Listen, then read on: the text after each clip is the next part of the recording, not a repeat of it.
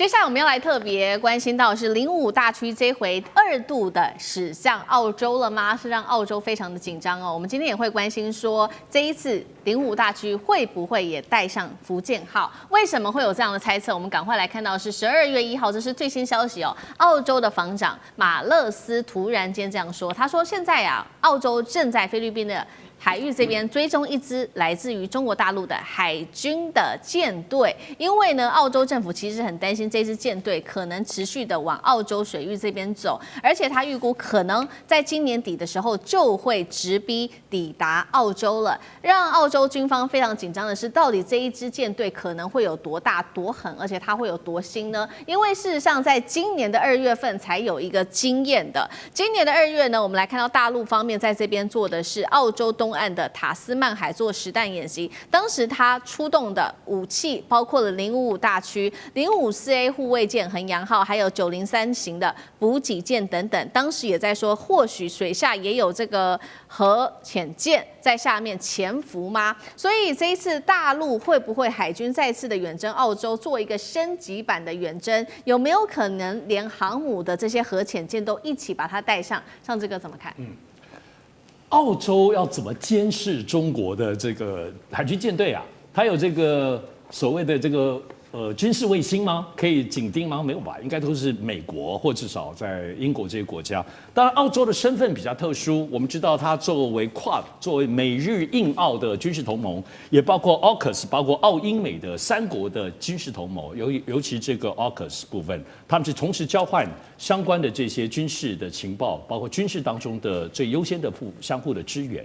所以，澳洲其實在整個對於中國當中呢，我們现在知道最近这個澳洲跟中國大陸的經貿關係很好，澳洲的總理也都專程到北京。可我覺得這個國家中澳之間關係不錯，可是軍事方面其實都沒有任何的鬆懈，包括澳洲的相關的這些軍港啊，包括中國大陸民間承租的，也都始終處在任何只要觸及軍事都有一點微妙上。當然，我們知道，其實澳洲這次宣布這個東西，當然表達它對於中國大陸這個海軍艦隊的一個掌握性。我覺得他掌握性當中也甚至提到了，講很白說今年底抵達澳洲。我想，因為主要是今年2025年2月這個中國大陸的整個船艦到澳洲的外海在那邊做實彈射擊這件事情，我覺得這是驚嚇了長久以來，包括紐澳嚇死了，因為他們想都沒有想到會來這一招然後最後再自顧繞一圈再回去。我想整個到對中國來說當然是個戰略意義，人家不是沒事幹，出海都要很多錢。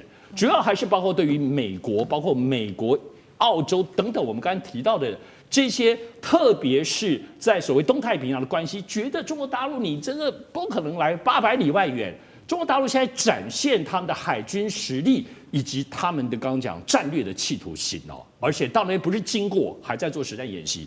我認為澳洲有創傷在軍事上，所以我認為12月在今年年底本來安安平平安安度過到耶誕節，但是在軍事上目前看起來不算是衝突，但他們預估擔心今年底中國的艦隊如果過來呢，所以這個命題，那中國艦隊為什麼要去？因為我們知道，除了今年2月7之外，澳洲在今年參加有關於南海方面，包括跟美國、跟菲律賓，你看多少次演習了？環太平洋還有幾次演習？至少在現在新聞報道上，至少超過4、5次以上，大大小小。也就是在南海方面的這個爭議點上，其實你跟你澳洲沒有800里關係，可是你就這麼積極在這裡面，我認為中國還是會有一些嚇阻的部分的動作。所以，只有嚇阻的動作來講，當然也是這樣隔空打牛，最後還是嚇阻了澳洲，但是還是警告美國，特別在軍事上，我想這個戰略始終沒有消失。因此，接下來中國大陸會出動什麼樣的艦隊？是不是如澳洲所怕，或如澳洲所願？到最後就變成最厲害的，是不是？大家現在大陸網民都在想，福建艦會不會剛好出海，好好走遠一點，走到一個最遠的可能性？希望能夠滿足大家的期待。好，我們現在看到，現在中國大陸它已經到達了第2島鏈這邊了。那當然展現軍事實力給美國跟澳洲看，但大家看說，那這一次第2次的遠征，它會不會如上次一樣，只到這個東澳的塔斯曼海這邊，還是可能往西澳甚至北澳這邊來做前進？尤其這2個地方特別重要，它是澳洲的戰略命脈，因為澳洲現在正在這邊呢打造它的潛艦，還有戰略轟炸機的整個基地。那所以大使如何看？那澳洲看到这样的狀況，接下來有沒有可能有什麼新的動作？其實澳洲是還沒有習慣啊，對，因為事實上的話，就是說非歐洲背景的這個船隊能夠到澳洲附近的水域活動啊，這個是歷史上是很少見的。我沒有查到那個日本當時的艦隊有沒有跑到西澳洲附近去哈，那也就是唯一非這個歐洲系統的國家，還有美國，它的軍事力量能夠投射到澳洲附近啊，那是非常少的。哎，中國大陸今年2月下旬嘛，才第一次把這個軍事艦艇開到這個地方，澳洲就已經緊張得不得了。那問題就是說，澳洲附近的水域，別的國家不能去嗎？軍艦不能去嗎？國際法沒這樣規定啊。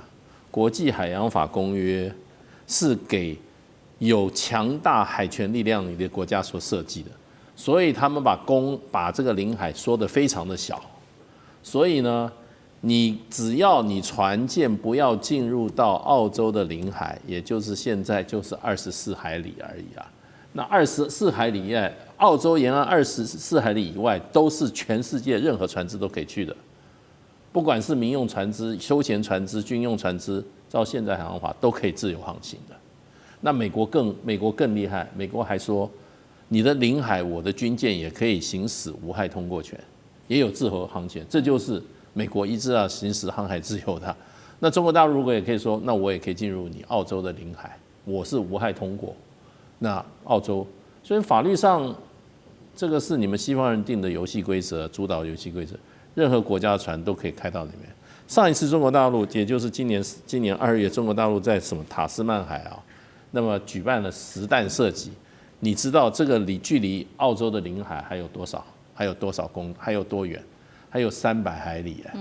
人家距離你300海里，在那邊就做一個實彈演練，結果澳洲舉國震動。可是你有什麼權利可以說你不能來我這邊做這個？那個是公海。你知道當時荷蘭人叫一個這個國際法的天才叫格勞修斯，他是荷蘭人，荷蘭那個時候是全世界最大的海權國家，荷蘭的控制整個世界水域，他寫的一個海洋法公約，第一個海洋法第一個原則就是什麼？公海自由。然後呢，公海越大越好，沿岸國家呢，它的領海越小越好。為什麼？我的船可以開過來，你的船開不過來啊。所以我的船有這個力量能夠開着，我當然把我的能夠行使我這個航行自由的搞得越來越大嘛，对不对？所以這是你們這個歐洲國家自己啊，海權國家自己定的就是說海洋自由這個原則。那每一次這個沿岸國家想要擴充這些在海上啊臨近海洋的這個權益的時候，反對的都是美國，都是這些有強大海軍力量的國家，對，所以現在中國大陸也有強大海軍力量啦，所以到你澳洲去，澳洲現在是不習慣，可是你有什麼好緊張的？我是覺得沒什麼好緊張。上一次給你300海里外開了幾炮，你就已經舉國震動了。也太玻璃心了吧！好，現在不只是解放軍的動作，不只是澳洲緊張，其實在美國方面，美国其實也很緊張哦。因為我們來看到，也是在南海這邊有一個驚人的畫面，這個是解放軍在11月份的時候在南海，當時呢，他是讓他的055大區直接就導入在這個尼米茲航母的打擊群，而且當時它形成的是一種3面穿插的，等於直接就突破了美軍的護衛艦，不管是這個伯克級的驅逐艦，其實當時要把它擋下來都擋不住。那我們稍微回顧一下當時的這個狀況，事件地點是在黃岩島的東南方200公里的地方，美軍出動8艘的美艦，包括尼米茲號啊，還有3艘伯克級驅逐艦等等。那當時大陸有055，還有054A 跟它的1艘不明的艦艇。那當時大家就在看說，中國大陸的解放軍可以這樣子插入，也代表說美軍的優勢正在削弱當中嗎？澳洲智庫也有一個最新報告，2025年美軍在海事能力的方面，軍事能力的領先只有2017年的2/3。幹哥怎麼看？好，這個消息哈，由於沒有出示艦名，也就是說055重型驅逐艦是哪一艘？是南昌號還是遵義號還是什麼號？現在重型驅逐艦已經下水了10艘，所以我覺得這個報道，就騰訊網這個報道，它沒有點名是哪一艘，對，這是美中不足之處，但是呢，他說在黃岩島東南200公里的海面上發生這樣的事情，大家回顧一下，大概半年之前，大家還記不記得有一艘美國海軍的伯克級神盾驅逐艦的艦長跟他的航海副官有一張照片，遠遠望着遼寧艦，他翹着2郎腿，手拿望遠鏡，這種畫面你再也看不到了。為什麼？因為你下次看到的是055大驅衝過來，他衝過來的時候你就覺得不好玩。它比航空母艦不好玩的地方在哪裡？因為055大驅是一種導向飛彈驅逐艦，它的整個的設計的基礎是基於美國的神盾艦的基礎去設計的，而且比美國的神盾艦還要更加的提升啊。也就是說，它總共有112個發射井。那你會想說這是什麼概念？那就等於刺蝟艦一樣。當它開始射飛彈的時候，你就會發現整個海面都是火光。為什麼？它不斷的發射，這沒有什麼冷卻的問題。為什麼？因為現代軍艦已經進步到這種地步了，它的級別應該要跟美國的泰堪德洛卡級，也就是 CG 這樣子的導向飛彈驅逐艦導向飛彈巡洋艦那個艦別，因為次一級的叫做中華神盾052D， 數量還是太少。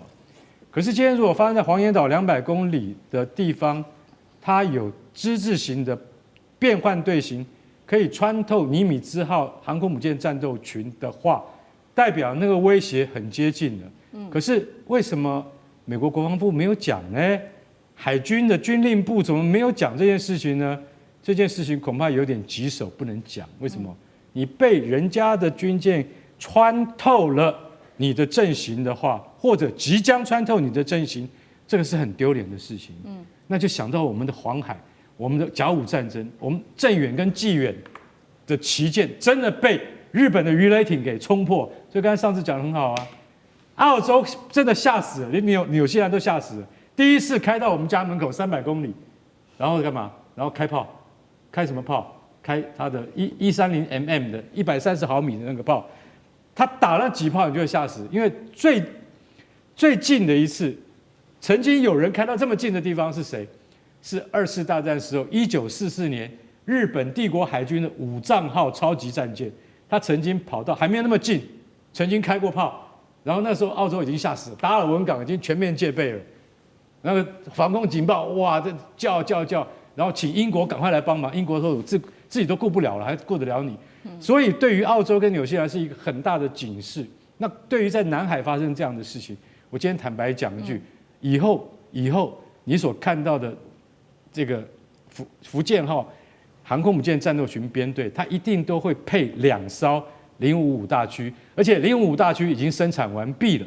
接下來你會看到055大驅的 B 型，也就是比現在的055大驅還要再重5000噸，達到18000噸，那個就是以前的日本海軍的大和號戰艦重新在面對大家。但是問題是，這個船是完全先進的現代化神盾飛彈驅逐艦，你就曉得到那個時候，不是澳洲會嚇死，是美國會嚇死。好，謝謝幹哥。那我們休息一下，馬上回来。